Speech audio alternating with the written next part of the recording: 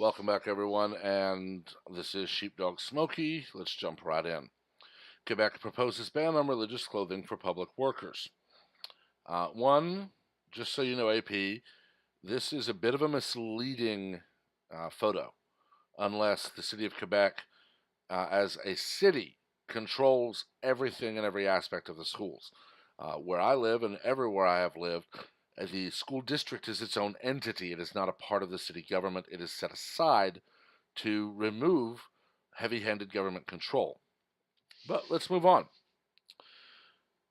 Montreal, AP, a proposal to ban many public employees from wearing religious clothing is creating a fiery debate in the Canadian province of Quebec, where people are fighting to freely practice their religion or to be free of it.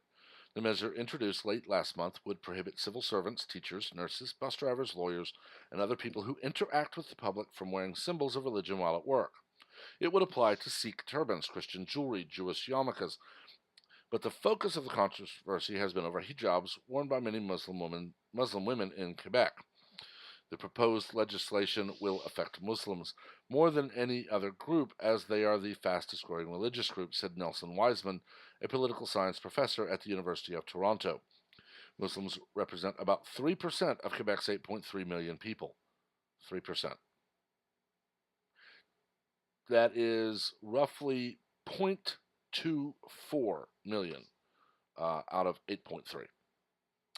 Thousands of demonstrators attended a recent march in Montreal to protest the measure, with some holding signs saying, "No one tells women what they can wear," and "It's what's in my head, not on my head, that matters." Even Prime Minister Justin Trudeau, who is from Montreal, has spoken ill of Bill 21. "It's unthinkable to me that in a free society we would legitimize discrimination against citizens based on their religion." Very good, Trudeau, for not demonizing Christianity in that statement. Christian, Jewish, Muslim, and even secular groups across the province have denounced the measure, as have school boards, political parties, and some municipal leaders. However, on Friday, Montreal Mayor Valerie Plante said that while she personally opposes the bill, Montreal would not disobey if it was passed. That said, next week city councilors will vote on a bipartisan declaration that argues Quebec is already secular and doesn't require additional legislation. Earlier this month, Quebec Premier Francois Legault told reporters that the bill would reinforce gender equality in the province. The new measure would also help him make good on an electoral promise. "I think at this point in Quebec in 2019, people who are in an authority position, which includes teachers, shouldn't wear religious symbols. I think it's reasonable, it's fair," he said. "We have to think about what's best for our children." The history behind the measure is rooted in Quebec's Quiet Revolution of the 1960s, a movement that weaned the province away from political and cultural domination by the Catholic Church. But critics say it's motivated by more recent, growing anti-Muslim sentiment. The debate also pits two ideas of secularism against one another: a stricter European interpretation and a North American version that embraces the idea of religious freedom. Quebec is torn because it shares a long history and language with France, which, along with Denmark, Belgium, and Austria, has banned face-covering garments. But it's also heavily influenced by North American culture, said Beltran Lavoie, a researcher at the University of Sherbrooke, who in 2018 published a book on the relationship between Islam, religious freedom, and public institutions in Quebec. What's unique to Quebec is that these two concepts of secularism are facing off in the public sphere, among politicians, academics, lawyers, and even judges, Lavoie told the Associated Press. Many who support Bill 21 say that even if women choose to wear the hijab, the garment is rooted in the idea of women's inferiority. It is. Prohibiting it, they say, would help promote gender equality. "The hijab is a symbol of oppression. It's an invention by Islamists to control women," said Amini Ben Amar, an accountant in Montreal who emigrated from Tunisia, a majority Muslim country, in 2013. "They convinced women it would protect them from sexual assault. For me, it's an insult to both men and women," she said, referring to the hijab's resurgence in the 1970s. The debate has tangled issues of gender, race, and religion, with Muslim women caught in the crosshairs, says Saz Taher, a doctoral candidate at the University of Montreal who is studying ethnicity and citizenship. Why is there even a degree in ethnicity and citizenship? Radicalized women's bodies are constantly a topic of public discourse. We feel authorized to judge the best way for women to be free and emancipated, said Taher, who added that Muslim women should be allowed to wear the hijab by choice. Funny. Go to a Muslim majority country and look at a woman who doesn't wear it and how fast she's beaten in public. Lavoie said the anti-majority sentiment is the province has grown since 2001 when a Sikh boy brought a kirpan, a ceremonial dagger, to school. The incident caused a debate over how far the province should go to accommodate religion. In 2007, a provincial commission studied the issue and suggested that only people yielding coercive power, such as judges, police officers, and prison guards, should abstain from wearing religious symbols. Bill 21 is Quebec's fourth legislative attempt since 2011 to regulate the wearing of religious symbols for people working in the public sphere. And for the first time, it invokes a constitutional clause allowing government or local governments to override some constitutional rights. If it can be overridden, it's not a right. Lavoie said that's a clear sign backers know the measure is discriminatory. The public's perception is that there's a problem with Islam, and if there's a problem, we have to fix it, Lavoie said.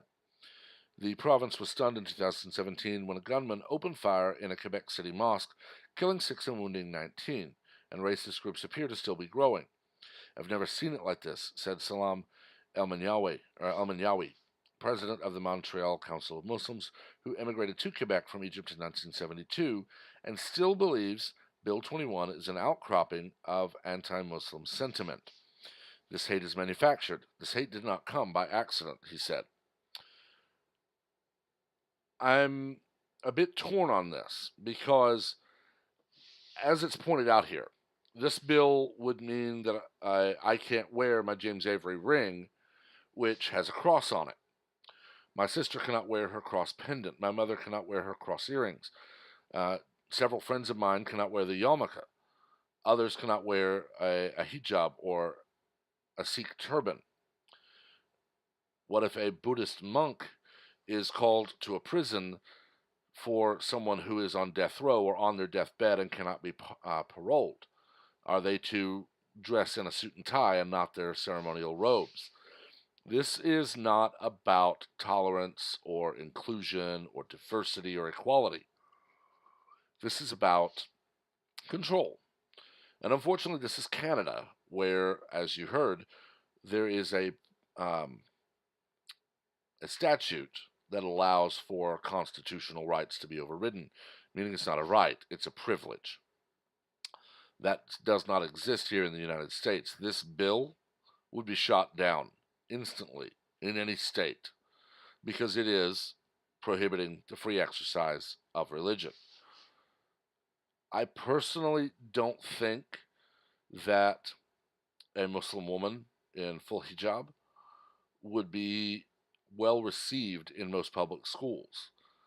But you generally don't see Muslim women working in public schools or in local governments. You see them working in Muslim schools or in other places where they're not public officials.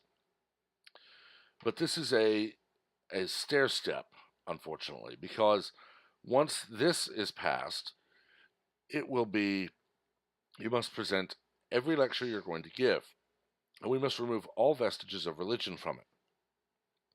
Now, if you're a math teacher, a science teacher, government, no, I won't even go there. Math, science, English, phys ed, you don't have really much that you're going to bring up about religion, except maybe in literature class where you may discuss C.S. Lewis and the reason he wrote the books he wrote, the way he wrote them. But religion comes into play very keenly for government, economics, and history, because you're studying governments that have been built on things like the Ten Commandments and Hammurabi's Code and other religious things. In economics, you study how in some societies there is a mandatory tithe, which is a religious thing, a religious practice. In government or in history, you can't avoid studying religion because it has shaped the world. From there, it will be, well, pastors are also public officials because they serve their community. So we're going to need to see all your sermons, and you can't have hate speech. And from there, it will be, well, your entire religious text is hate speech. We're just going to close down your church. And then at the end of it, you're not allowed in this province. Unfortunately, we can't let you leave because it's dangerous to open the gate. We're just going to kill you. Control can't be done all at once. It has to be done incrementally. And that's exactly what this is a stair step to. I personally, like I said, do not believe a Muslim woman in full hijab would be well received in a public school in North America today. I really don't know that this picture is from a public school. It may have been from an Islamic school, but they needed a photo of a Muslim woman in full hijab. The current law bans covering the face, which would be the burqa. Now, at this point, the idea of it's a security issue, we need to know who's here, is already taken out of play. But it's not enough for some. So this is one that bears some watching. But I've talked about this long enough. Make sure to let me know what you think down below. Keep it civil. We do not learn from argument, we learn from debate. Also, please like and share so we can expand the conversation, and make sure that you're subscribed with notifications turned on so that you're the first to know about new content as it is posted. Until next time, everyone have a wonderful day.